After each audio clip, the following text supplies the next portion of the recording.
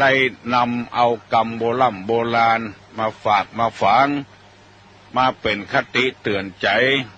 พี่ป้านาอาศรัทธานักศิลป์นักบุญทั้งหลายถึงวันบางข้องก็จำได้บางพ้องก็จำบ่ได้ก็บ่เป็นหยังฟังเพื่อเป็นข้อคิดฟังเพื่อกำจูปารมีของตนเองคือเพิ่มเติมยิ่งขึ้นไปมีหลายคู่หลายคนเคยโทรศัพท์มาบอกตุลุงว่าตั้งแต่ได้ฟังธรรมในวิทยุจากตุลุงมานี่รู้สึกว่าครอบครัวอันหยังก็ดีขึ้นมาตั้งบ้านตั้งจองก็ดีขึ้นมาคำว่าดีนี่บ่ใช่ร่ำรวยขึ้นคือความเป็นอยู่อย่างทุลักทุเลที่เคยมีมาแต่ก่อนผัวบ่ถูกเมียบ่ถูกผัวลูกบ่ฟังคำพ่อคำแม่หมู่นี้ดีขึ้นมาหลายครอบครัว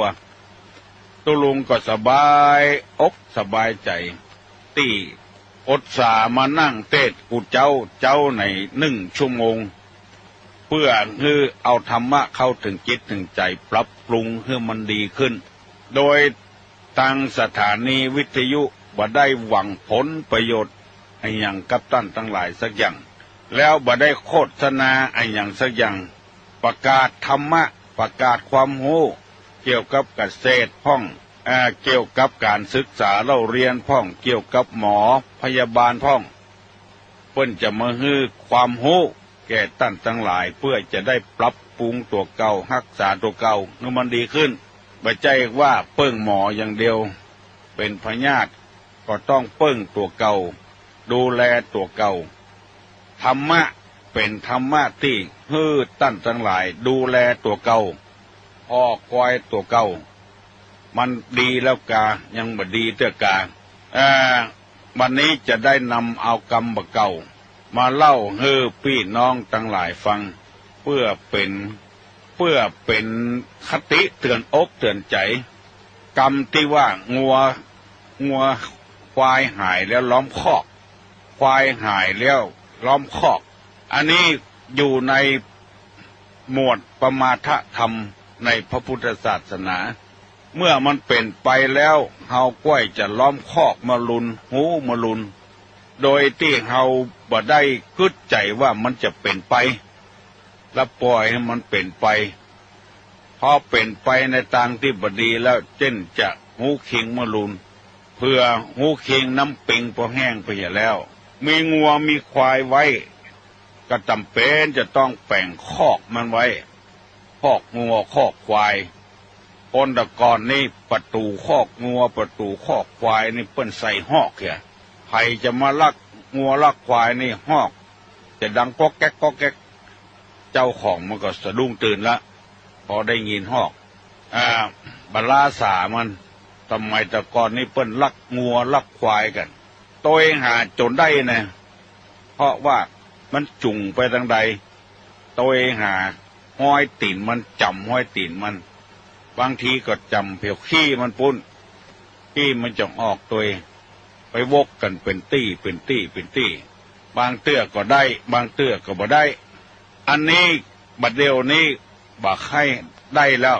เพราะว่าเขาเอาใส่รถไล่ขึ้นรถเป็นหมู่ไปเจลักกำตัว2 ตัวคติธรรมนี้เกิดขึ้นมาเพื่อจะให้ผู้ฟังทั้งหลายผู้อ่านทั้งหลายได้ให้ระวังตัวเหี่ยก่อนอันใดที่มันบ่ดีจะไปทดลองมันเพิ่นบอกให้มาแล้วว่าอันใดที่มันบ่ดีอาหารการกินก็ดียุกยาก็ดีตู้ลงไข้ให้พี่น้องทั้งหลายไปโรงพยาบาลมันแน่นอนกว่าเพราะว่าเปิ้นเฮียนมาเฉพาะทางมันจะเมินเอาน้อยก็อดเอาน้อยเพราะคนมันหลายเฮาบ่ใช่เป็นคนเดียวเปิ้นก็ต้องการอย่างเฮาก็ต้องการอย่างเปิ้นอดเอาทนเอาน้อยหมอนี่มันแน่นอนดีเอาเลือดไปกวดให้ก่อนเอาอุจจาระขอโทษเถอะเอาขี้ไปกวดให้ก่อนมันเป็นจะใดเปิ้นจะหู้ในเลือดในขี้หั่นเลือดนี่เป็นเหมือนกับแม่น้ำเส้นใหญ่ของประเทศบ้านใดเมืองใดถ้าขาดแคลนน้ บ้านนั้นเมืองนั้นนักแก่พ่องจะหาความอุดมสมบูรณ์บ่ได้หาความอุดมสมบูรณ์บ่ได้บ้างใดเมืองใดถ้าน้ำดีอุดมสมบูรณ์ดีน่ะเปิ้นจะกวดที่เลือดเสียก่อนเอาเลือดไปกวดบางคนก็บ่โง่เอาไปแต่เอาไปว่าบึดหมอนึงเอาไปหมอนึงเอาไปเปิ้นบ่ใจฆ่าเขามันเป็นความหูของเปิ้นเฮียนมาเจออันเอาเกียต้องอดเอาต้องทนเอาต่อน้อยถ้าบ่อดบ่ทนก็บ่ไหวฆ่าตัวเก่ามีหลายคนที่ค้านท่าหมอหนีไปเหียวันสองวันปิกเข้ามาอาการแก่ไปเหียแล้วอันนี้ขอฝากขอฝังพี่น้องทั้งหลายงัวหายแล้วเจนจะล้อมคอกเป็นแก่แล้วเจนจะมาหาหมอเงินคำกำแก้วในบ้านในจองประหยัดมันไว้เท่าใดดีเท่าอันถ้าเฮาบ่ประหยัดมันเฮาจังมันก็จังเฮาถ้าเฮาจ้างใจมันก็มีบุญมีคุณกับเฮามีสาระมีประโยชน์กับเฮาเป็นต้นจะไปดูแควนเงินน้อยๆนิดๆว่าบ่มีสาระบ่มีประโยชน์ขาดไปบาทเดียวบ่ถึง10,000ก็ยังใจบ่ได้เด้อมาดูแควนบ่ได้เพราะฉะนั้นชีวิตของเฮาอยู่กับบ้านกับจองกับหอกับเพื่อนกับวัดกับวาพยายามอย่าไปประมาทการใช้การจ่ายเงินทองที่มันจำเป็นก็จ่ายที่มันบ่จำเป็นก็พยายามประหยัดไว้เรื่องการกินกันว่านี่ก็อย่างเดียวกันเพราะฉะนั้นล้อมคอกไว้ก่อนที่งัวจะหายควายจะหายล้อมคอกแล้วมันยังลักเอาไปอยู่ก็ถึงนักแก่ช่วยอย่างบ่ได้เตื้อที่มันเป็นไปถึงวันเพราะเขาบ่ล้อมคอกมันไว้บ่แน่มันไว้เลี้ยงลูกก็ลูกลำไปบ่ล้อมคอกไว้ให้ลูกนั่นก็คือบ่ให้ลูกได้ปึ้งตัวเก่าสักอย่างถ้าเฮาเท่าแก่มาเห็นแล้วเฮาจะเดือดร้อนเดี๋ยวนี้ฮัลโหลวัดดอยสุเทพเปิ้นไฟดับตุลุงก็กำลังออกอากาศอยู่ที่สถานีตุลุงเนี่ย90.75จุดอยู่ไกลก็ลองเลื่อนหาลอง90.75เนี่ย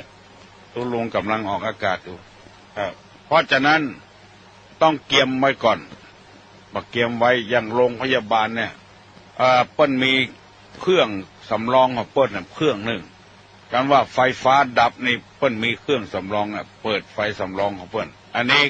เปิ้นล้อมคอกไว้ก่อนเพราะว่าโรคภัยไข้เจ็บบางอย่างมันต้องอาศัยไฟฟ้าโรคผ่าตัดในการโรคอย่างในการถ้ามันมืดไปเห็นแล้วก็บ่หันละเครื่องมือไฟฟ้าก่อนเนี่ยบ่ได้ละอันนี้เปิ้นเกียมไว้ก่อนตุลุงได้นำเอากรรมบักเก่ามาเสนอให้พี่น้องทั้งหลายได้รับทราบประเดี๋ยวนี้จะได้นำเอาธรรมะคือเกี่ยวกับคนเฮาอยู่กับกันจะได้ให้มันอยู่ม่วนกับกันระหว่างครอบครัวผัวเมียก็ดีเมียกับผัวก็ดีลูกกับพ่อกับแม่พ่อแม่กับลูกกับเต้าพ่อแม่เท่ากับลูกกับหลานแก่บ้านกำนันกับเจ้าบ้านกับแก่บ้านกำนันเนี่ยจะได้อยู่ให้มันม่วนมันมีความสุขบุกสุขบานหวานใจกินม่วนตาลม่วนบัดใจนับได้นับอยู่ก็ต้องมีคุณธรรมต้องมีจริยธรรมถ้าบ่มีคุณธรรมบ่มีจริยธรรมมันอยู่ด้วยกันบ่ม่วนละหองละแหงกันละแวงสงสัยกันตลอดเวลาคุณธรรมที่ตุลุงนำมาเสนอนั้นได้เล่าไปให้พี่น้องทั้งหลายฟังเป็นจำนวนมากและได้อธิบายไปเป็นข้อแล้วว่าจริยธรรมของคนที่จะอยู่ร่วมกันนั้นมีอยู่4อย่างสังคหวัตถุ4แปลว่าเครื่องสงเคราะห์ซึ่งกันและกันมีตานมีปิญวาจามีอัตถจริยามีสมานัตตาหมายความว่ามีตานแล้วก็อู้กันลงส่งกันปอบ่อู้แปะหูกันทำตนให้เป็นประโยชน์ประพฤติตัวสม่ำเสมออันนี้เป็นข้อที่1ข้อที่2พรหมวิหารทั้ง4ก็ได้อธิบายไปแล้วคือเมตตาปรารถนาให้คนอื่นเป็นสุขกรุณาสงสาร คือคนอื่นพ้นจากทุกข์ข้อที่สามว่ามุทิตาพลอยยินดีเมื่อคนอื่นได้ดี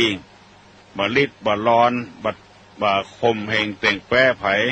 ข้อที่สี่ว่าอุเบกขาคือความวางเฉยบ่ดีใจบ่เสียใจเมื่อทุกผู้อื่นถึงความเดือดร้อนวิบัติบ่ดีใจตื่นเต้นเกินไปแล้วข้อที่สามว่าทันตาแปลว่ารู้จักปรับปรุงตัวเข้ากับชาวบ้านปรับปรุงตัวเก่าเข้าจะเพื่อเปิ้นมาเข้าเฮานี่มันยากอยู่เพราะเปิ้นบ่ฮู้นิสัยเฮาพยายามแต่งแปลงเอาตอกตักหมอนั่นตอกหมอนี้เวลามีการมีงานจะต้องพึ่งปะอาศัยกันแล้วตุลุงได้เอาข้อที่สี่ว่าอคติสี่อย่างคือจะไปลำเอียงเพราะฮักกันเรียกว่าฉันทาคติลำเอียงเพราะโกรธเพราะเกลียดนึกกันจังกันเรียกว่าโทสาคติอันนี้มาความลำเอียงกันอย่างอี้ฮักเบื้องย่ำแความบถูกประลงกันได้นำเสนอไปแล้ววันนี้จะได้นำเอาคำว่าโมหะคติคำว่าโมหะคติบาลีแปลว่าลำเอียงเพราะเขาเพราะโง่เพราะเขาเพราะเบาปัญญาความหลงงมงายหูเท่าบ่ถึงกันแล้วก็ไปฮักไปแปลงคนเจออันเพราะความหลงของตัวเองไปโดนเขาเป่าหูไปโดนเขาใส่ร้ายป้ายสีจึงเป็นเหตุให้เฮานี่เป็นคนบ่ลวกไปอย่างต้องไปปรึกษาหารือกับคนหูคนลวกห้องเฮาจะไปหลงกับมันเกินไปบางสิ่งบางอย่างเฮาหันห้อมอยู่โตโลว่าเขาคบเฮาเพราะหวังผลประโยชน์จึงเป่าหูเฮาก็เลยเป็นคนบ่เข้ากับเปื้อนกับฝูงไผว่าฮื้อก็บ่ได้เพราะมันโง่เข่าไปแล้วไปอยู่กับผัวโดนผัวเป่าหูจังปี้จังน้องจังแผ่วป้อเมียแม่ป้อผัวแม่ผัวจังผัวน้องผัวปุ้นอ้ายผัวปุ้นไปอยู่กับเมียโดนเมียเป่าหูมีหุบ่มีหุหลงเลยเอาตั้งหนังเป็นย่อมหญ้าเอาตั้งหน้าเป็นหอเป็นเฮือนบ่ถูกบ่โล่งกันเพราะมีอคติซึ่งกันและกันหลงโดนมือที่สามเป่าหูมีหลายแล้วเคยมาโทรศัพท์มาอู้กับตุลุงว่าไปโดนผัวเป่าหูทั้งที่ผัวนั่นก็หูอยู่บ่ใจมีอย่างซักอย่างมาอยู่กับตัวอาศัยบ้านอาศัยจองของพ่อเมียแม่เมียนั่นละเป่าหัวลูกเป่าหัวเป่าหูเมียตัวเก่าเฮ้ยจังพ่อจังแม่จังพี่จังน้องเมียก็เลยเป็นคนลำบากจะฟังไผก็บัดดีฟังผัวก็น่าดีฟังพี่ฟังน้องก็น่าดีฟังอยู่ในตกภาวะที่ลำบากมากจะไปเยี่ยมไปใจแม่เจ็บเป็นเย็นอุ่นจะไปเยี่ยมไปใจก็ไปบ่ได้เพราะผัวห้ามไว้บ่ไปก็บ่ดีตกอยู่ในภาวะที่ลำบากมาปรึกษาหารือกับตุลุงโอ้เข้าไปเข้ามามันตกอยู่อย่างอี้ตกอยู่ในภาวะที่ลำบากคือเป็นคนลำเอียงไปฮักผัวเหลือป้อเหลือแม่เหลือพี่เหลือน้องไปฮักเมียเหลือป้อเหลือแม่เหลือพี่เหลือน้องตกอยู่โมหะคติคืออคติในทางที่หลงเพราะความบ่ฮู้ของตัวเองเพื่อฮู้มาเมินเข้าบัดถูกกว่าโล่งกันแล้วหน้าหันอกหันใจเวลาเจ็บเป็นเย็นอุ่นบ่มีไผไปเยี่ยมไปใจสักคนมีก็คนอื่นไปเยี่ยมไปใจพี่น้องไผมันไปใกล้บ่หันหน้าพี่หน้าน้องนี่บ่ม่วนอกบ่ม่วนใจแม่เฒ่าก็เหมือนกันบางทีก็ไปหลงกับลูกเขยบางทีก็ไปหลงกับลูกสะใภ้มาจังลูกตัวเก่าก็มีพ่อเฒ่าแม่เฒ่าอันนี้ตกอยู่ในอำนาจของความหลงทั้งนั้นเพื่อว่าโมหะคติเลยฮักคนบ่เต้ากันฮักลูกอีลานักเลยลูกบ่อ้ายเพราะว่าไปจังเมียบ่อ้าย จังเมียบ่อ้ายยังบ่พอจังเผียวบ่อ้ายพุ่นจังเผียวลูกบ่อ้ายพุ่นอันเนี้ยเป็นคนเฒ่าที่ดีบ่ได้ลูกอีล่ามานี่ฮักลูกเขยฮักอีล่าฮักลูกอีล่าด้วยแถมมีไอ้หยังเก็บไว้ซ่อนไว้เอามาฮื้อลูกอีล่าหมดลูกบ่อ้ายมาบ่ได้กินเพราะจังลูกสะใภ้ไอ้อย่างโมเนี้ยเป็นต้นพยายามหัดฝึกหัดดัดนิสัยตัวเองไว้อันบ่ฮื้อฮักบ่ฮื้อจังนั้นเป็นไปบ่ได้เพราะว่าคนเรายังมีกิเลสอยู่ถ้าบ่ฮักบ่จังเท่าใดดีต่ออันต้องเก็บกดเอาไว้เก็บในอกในใจจะไปให้เขาหู้ว่าเขาจังเขาอู้อันใดไปที่มันจะแสลงหูกันพยายามหลีกเลี่ยงกำอู้นั้นพยายามหลีกเลี่ยงบ่ให้มันกระทบกระเทือนจิตใจกันหมู่นี้เขาจะได้หู้เรื่องหู้ราวต่างๆธรรมะเพิ่นสอนกันเจอี้บางทีเป็นตู้เจ้าก็เช่นเดียวกันหลงเพราะพ่อแม่ของเนนเนี่ยโอ้ล้ำไปบึดเอาหนึ่งมาฮื้อเอาหนึ่งมาฮื้อพ่อแม่เนนก็ทำบดีและทำฮื้อตู้เจ้าหัววัดตู้ลุงตู้หลวงหลงเลยฮักเนนบ่เต้ากันบางทีออกมาเลยพ่อแม่เนนนั้น